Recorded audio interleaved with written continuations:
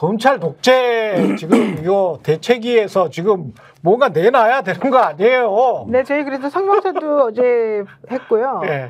또 오늘 네. 1시 30분에 네. 도이치모터스 주가 조작 피의자 김건희 불기소 처분 규탄 대회를 합니다. 네. 근데 생각을 해보니까 검찰 그 보도 참고 자료에도 쭉 피의자 이렇게 나와 있잖아요. 근데 피의자 김건희 이렇게는 또 안 썼더만 피의자라고만 썼어. 근데 이제까지 언론 보도에서 그동안에 김건희 씨와 관련해서 계속 뭐 전주이기만 할 가능성 또는 이제 방조범일 가능성 이런 거 이야기를 했지만 피의자라는 말을 거의 안 썼던 그 기억이 나네요. 다른 사람들 같으면 피의자라는 말을 수백 번은 썼을 것 같은데 수년 동안 그것도 참 특이한 경우인 그렇죠. 것 같습니다. 자, 예우 차원에서 네, 피의자라는 말을 안 써왔어. 네. 사실상 피의자 신분이었는데 검찰도 인정한. 그렇죠. 그렇죠? 어쨌든 이 사건 초기에는 검사의 부인이라는 게 굉장히 큰 장막이었고, 그랬습니다. 예, 경찰에서 뭐 내사하던 거를 막 엎어뜨리고 이랬었으니까 어떤 힘이 작용했는지 모르지만, 그렇죠. 뭐 그리고 후에는 어쨌든 검찰총장의 부인이었고, 그리고 이제 지금 불기소된 상황에서는 대통령의 부인이니까 사실 어떤 말하자면 피의자라고 부르던 혐의자라고 부르던 뭐 쩐주라고 부르던 불기소자라고 부르던 어쨌든 뭐 그런 신분을 유지한 채로 수사를 받는 사람은 사실 뭐 대한민국에 한 명밖에 없는 거죠. 그렇죠. 예. 아니 근데 어제 그 검찰의 발표 내용은 좀 기가 막히지 않아요? 전부 뭐 증거가 없다, 알지 못했을 것이라고 피의자가 진술했다. 단정하기 어렵다. 내가 이런 말 했어요. 네. 그러니까 10년 전 거니까 모르시겠죠? 권오수에게 물어본 기억은 없다고 말했다. 이런 걸 그냥 다 인정을 해버리면 이거는 이런 식으로 다른 수사는 안 할 거 아니에요. 미치겠습니다. 근데 이제 어제 제일 짜증났던 게 그거예요.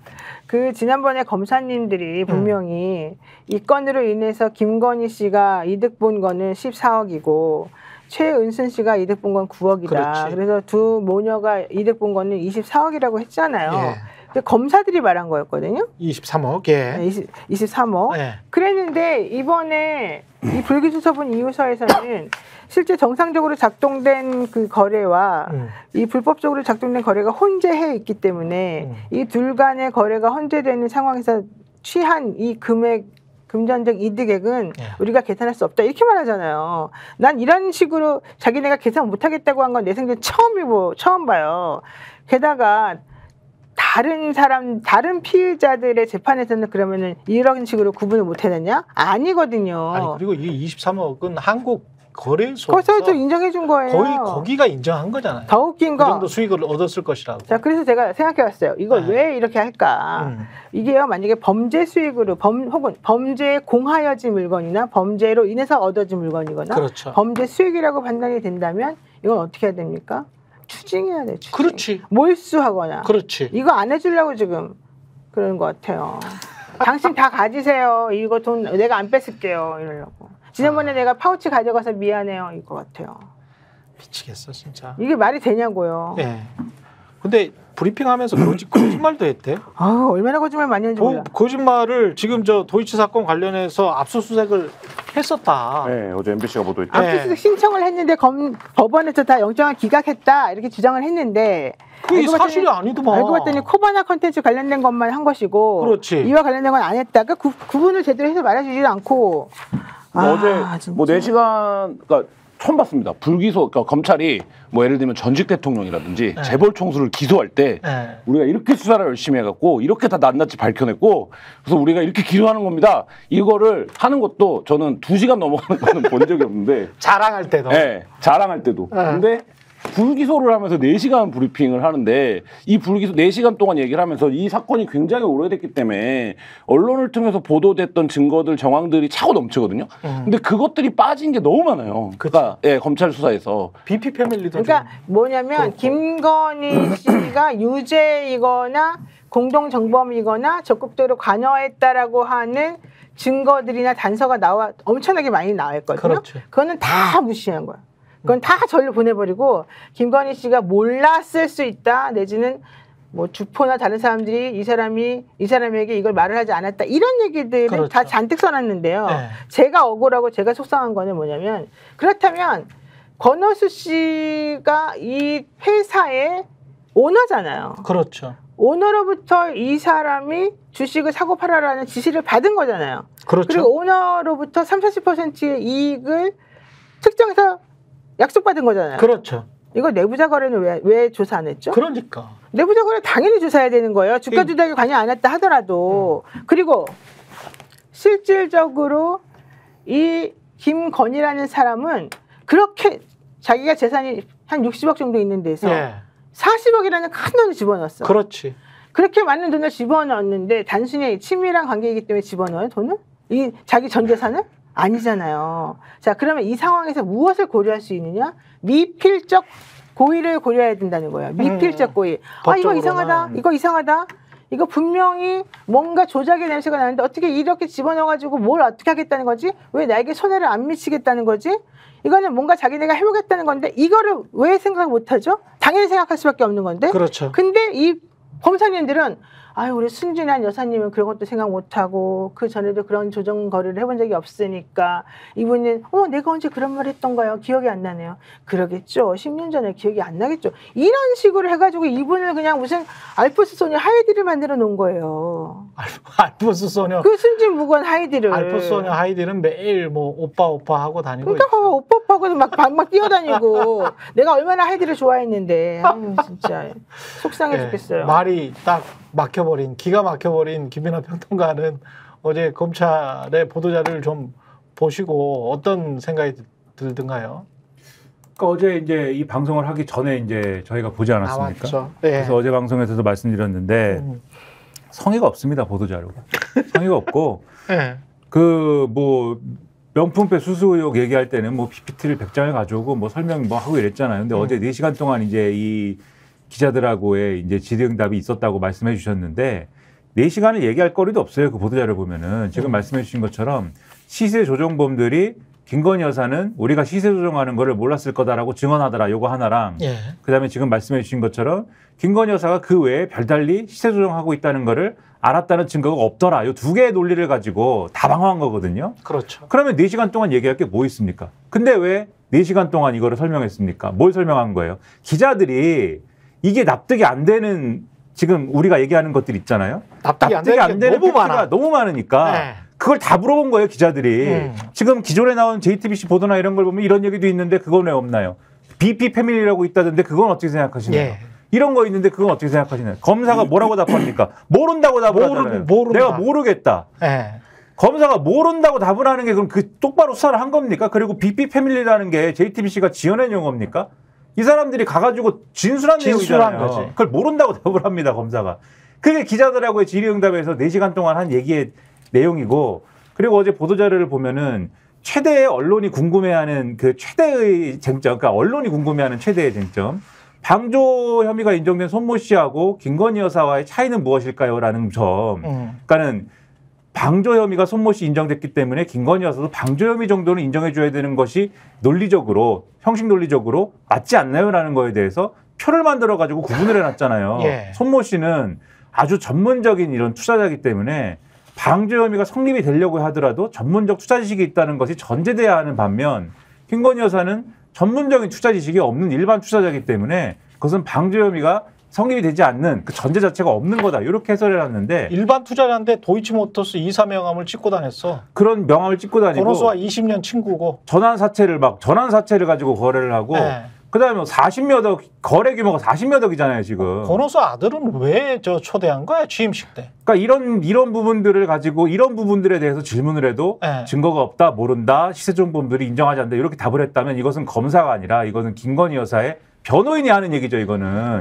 그러면 변호인 또는 이 애완견 수준인 것 같아요. 이 답변을 네. 준비하기 위해서 레드팀을 불러가지고 블루팀, 레드팀을 나눈 다음에 검사들이 한편은 기소를 하겠다는 사람들, 한편은 불기소하겠다는 사람들 팀을 나눠가지고 서로 이 논리 배틀을 했다는 얘기 아니에요 지금? 그렇죠. 그게 논리 배틀이었겠습니까? 아니죠. 김건희 여사 변호 어떻게 할 것이냐 변호인 회의였던 거죠. 로펌 변호인 회의를 한 것이다라고 결론을 내릴 수밖에 없는 얘기입니다 이건. 최재훈 서울중앙지검 반부패 수사 2부장 이 사람이 계속 이제 브리핑을 한 것 같은데 기자들이 계속 야, 왜 김 여사가 일반 투자자라고 가정하느냐라고 질문하고 김 여사의 해명을 보도자료에 그대로 옮긴 거 아니냐라고 질문을 하니까 반복돼서 질문을 하니까 목청을 높였대. 이 사건의 무거움을 알고 있어서 굉장히 노력했다. 굉장히 노력한 결과가 굉장히 노력한 결과 그 뭐냐면 이거면 직접 증거는 확인이 되지 않았고 그렇지. 간접 증거랑 정황 증거는 없다는 겁니다. 그렇죠. 이게 굉장한 노력의 지금 결과인데 네, 뭐 그렇습니다. 사실 직접 증거를 애써 무시하고 간접 증거들은 버려버리고 그렇죠. 그렇게 해서 이 결과를 만들어냈다. 우리 참 고생했다. 이 얘기겠죠. 아, 이 정말 국민들은 욕 나올 것 같아요. 이 부장검사의 이 최재훈 서울중앙지검장 밑에 있는 최재훈 서울중앙지검 반부패 수사 2부장 꼭 목청을 높인다는 거는 지가 화를 냈다는 거 아니야?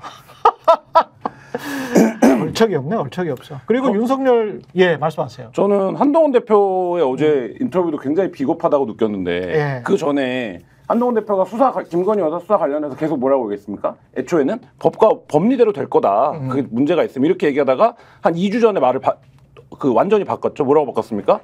국민적 눈높이에 맞아야 된다는 거잖아요. 그렇죠. 그럼 이 수사 결과가 지금 저희가 뭐 얘기했지만 국민적 눈높이에 맞습니까? 그럼 한동훈 대표가 어제 이 수사 결과는 그럼 본인 뭡니까? 검사 출신 아닙니까? 그렇죠. 그러면 이 수사 결과를 봤을 때 국민적 눈높이에 맞지 않는다고 얘기를 해야 되는데 어제 한동훈 대표 뭐라고 했습니까? 자기가 그거를 들여다보지 않아서 수사 내용을 들여다보지 않아서 잘 모른다는 거예요. 이복현도 똑같은 이야기였어요. 네, 그런데 이게 국민적 눈높이에 부합할지는 예. 좀 지켜보자는 거예요. 예. 국민이 아니 한동훈 대표보다 법리를 더 많이 하는 국민이 있습니까? 한동훈 대표 제일 많이 하는 거 아닙니까, 법리는? 그러면 국민은 뭘로 판단합니까? 그 법리를 많이 하는 한동훈도 수사 기록을 제대로, 수사 내용을 잘 몰라갖고 판단하기 어렵다고 하면 어려운데 국민이 어떻게 판단할지도 좀 생각해보죠. 이렇게 대판을 한다라는 건 애당초 이 사건을 재보선 앞두고 레토릭으로 활용했을 뿐이지 그렇죠. 이 사건의 결과에는 아무런 관심이 없다. 태도가 달라진 게 없다. 이런 생각. 안 봤을까? 하나 정정해 드릴게요. 한동훈 대표가 꼭 그렇게 법리를 잘하는 건 아니에요. 아, 그것도 그렇지. 근데 이제 한동훈 대표 얘기 뭐냐면은 예. 그게 무슨 의미냐면 그러니까 지금 김건희 여사를 기소를 꼭 하지 않으면 안 된다. 그러니까 법적 정의를 실현시키지 않으면 안 된다. 이런 거에 관심이 없는 거죠. 무슨 얘기냐. 불기소했다.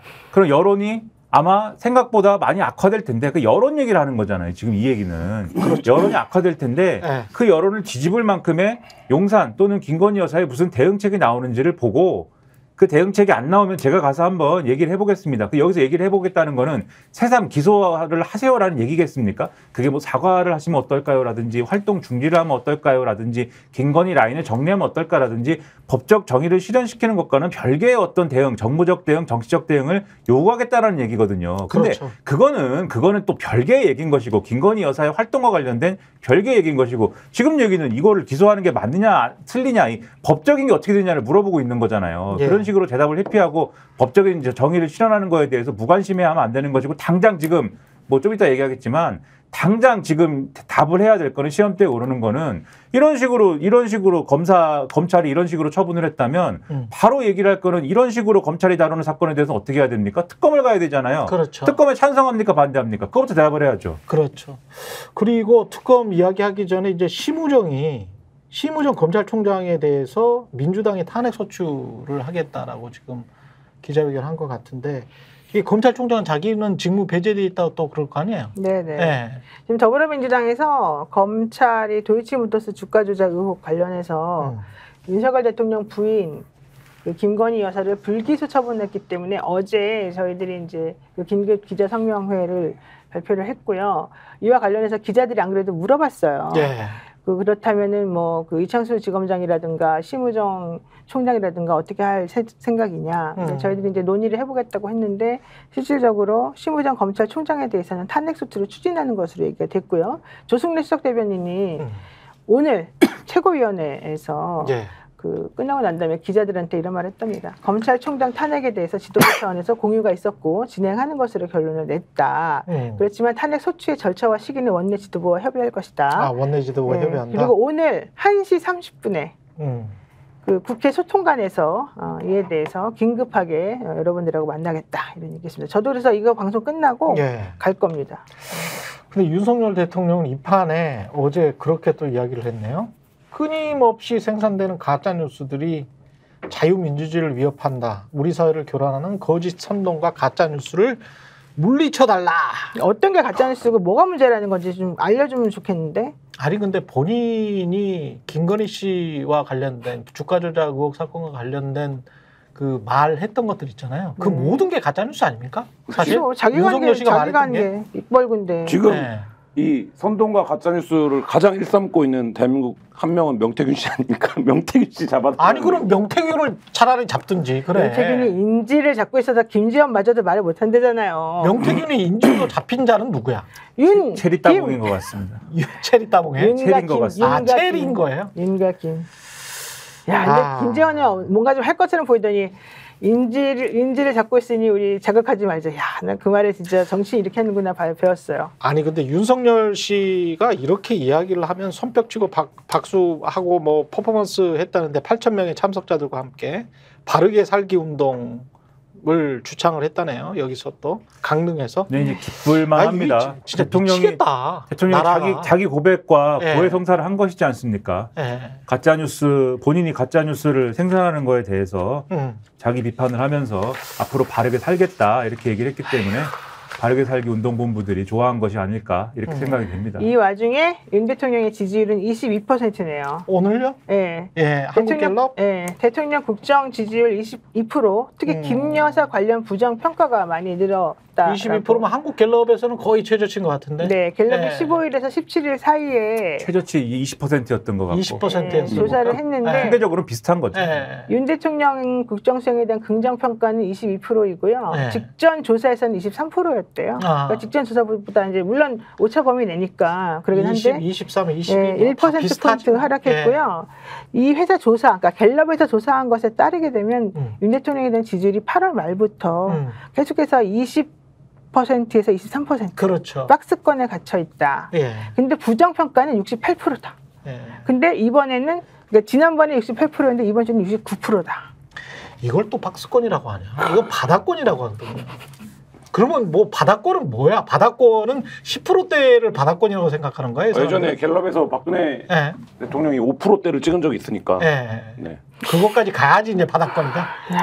지금 윤 대통령 국정을 부정평가한 쪽에서는요. 경제, 민생, 물가 못한다가 15%인데 김건희 여사 문제가 14%라고 나왔대요. 그렇죠. 지금 두 개가 다 동급이라는 거죠. 근데 김건희와 윤석열은 진짜 따로 뗄래야 뗄 수가 없는 것 같습니다. 지금 사건들 자체가 다 그렇게 연결돼 있고 아까 김한 기자가 이야기했듯이 검찰총장, 대통령 부인으로서 행세하고 그다음에 뭔가 많은 사건들을 덮은 것 같기 때문에 그것과 관련해서 윤석열 씨가 어떤 역할을 했는지는 지금 뭐 그 부분과 관련해서 어저께 이제 다시 발의된 김건희 특검법에 보면 수사해야 될 게 7개인가 그래요. 7개인가 8개인가 그렇거든요. 이번에 14개 됐잖아요. 그러니까 지금 뭐 그런 상황인데 그러면 한 사람이 그 정도의 혐의를 달고 있는 사람이 있습니까? 근데 그럼 거기서 물어야 될 건 그 많은 혐의 중에 예를 들어서 어떤 건 뭐 윤석열 대통령 입장에서 공세다 이렇게 얘기할 수 있죠. 정치 공세다 이건. 근데 그 14개 혐의가 국민적으로 아 이거는 들여다봐야겠네 라고 합의를 얻은 혐의만 그런 건데